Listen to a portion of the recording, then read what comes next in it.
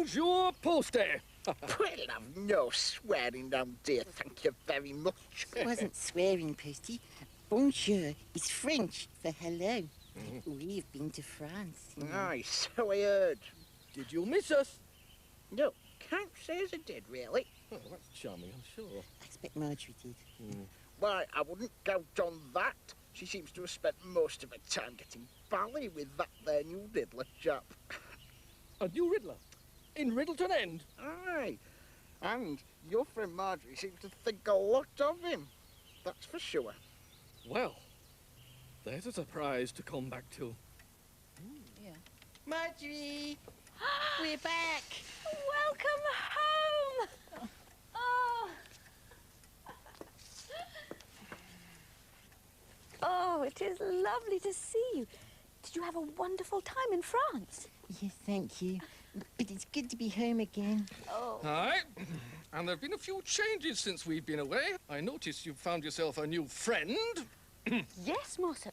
And you'll never guess who this is. How can I, since we've never met each other before in my life? Oh, I'm Eesup. Pleased to meet you. Eesup? What? Eesup?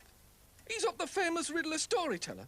The Eesup what wrote those wonderful stories, Aesop's Foibles? You can't be him, he lived years and years and years ago. That Eesup was my grandfather, and his son was called Eesup too, my father. Now, let's get this right, shall we? Your grandfather was the Aesop what wrote Aesop's Foibles, and your father was also called Aesop, and you are called Aesop as well. We aren't very good at making up new names in my family. But all of the Aesops are very good at making up. And again, an Aesop. Oh, it's been wonderful. It's been really exciting working with a famous...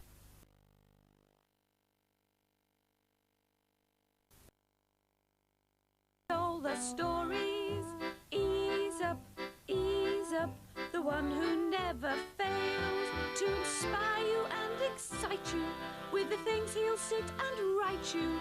Oh, here's to Eesup's most extraordinary tales. Stories, poems and foibles, he's got them by the score. Eesup's tales are sure to keep you coming back for more. Eesup, Eesup, the one with all the stories. Eesup, Eesup, the one who never fails to inspire you and excite you with the things he'll sit and write you. Oh, here's to Eesup's most extraordinary tales. Well, I'm sure it must be a great honour for you to have such a brilliant Riddler as Aesop to help you with your stories, Marjorie. And I'm sure you've got plenty of things to talk about, so I won't take up any more of your valuable time. Well, I wonder what's the matter with him. Oh, clever is he? Oh, yes, very clever. Oh, yeah, he can tell stories. Well, I'm off, little brother. Off of my travels again. By the way, have you heard the news? What news might that be? We've got a very famous Riddler staying in these parts. Oh, yes, Aesop. I've met him. Oh, well, what's he like? Fine, just fine. It's got to be quite exciting for you, isn't it, having somebody like Eesup around, yeah?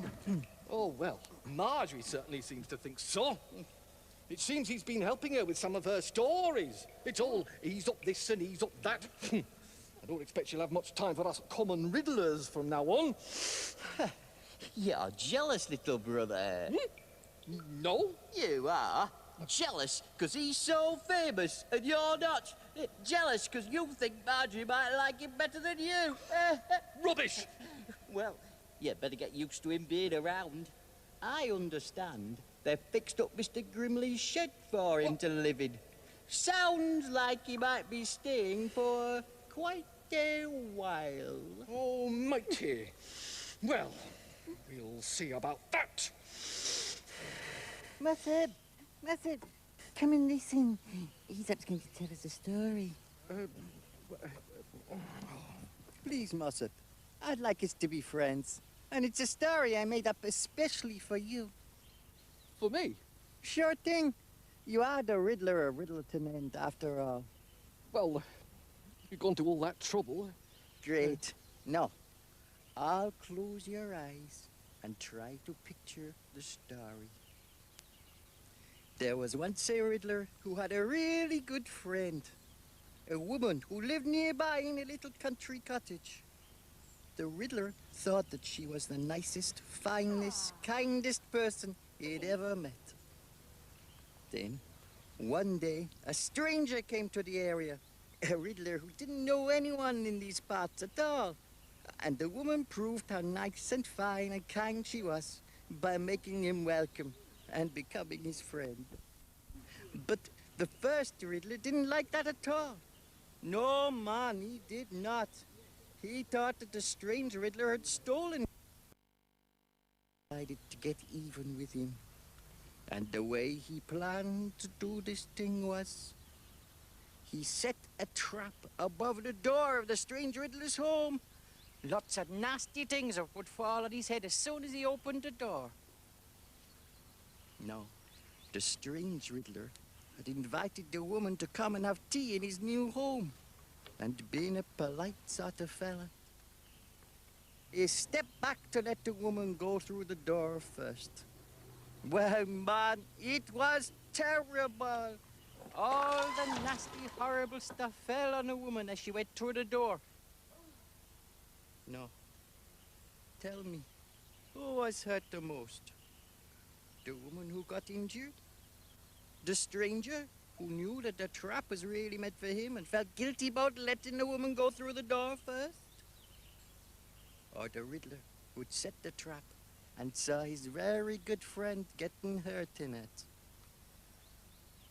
If you ask me, I'd say they all suffered pretty bad. And all because somebody got jealous when there was just no need for it. I agree. It must have been terrible for all of them. Well, I reckon it was worse for that stupid, jealous Riddler what set the trap. Excuse me. Where are you going? Oh, just got to put something right to look. Excuse me.